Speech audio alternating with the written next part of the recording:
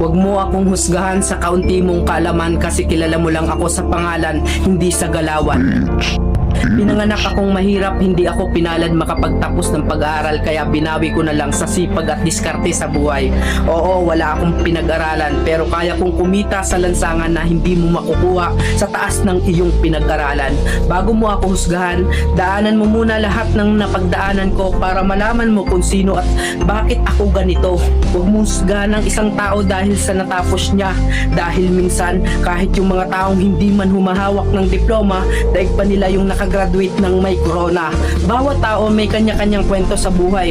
Kaya bago mo sila husgahan, alamin mo muna ang kanilang pagkatao at tingnan mo muna ang sarili mo. Baka malala ka pa sa tinitira mo.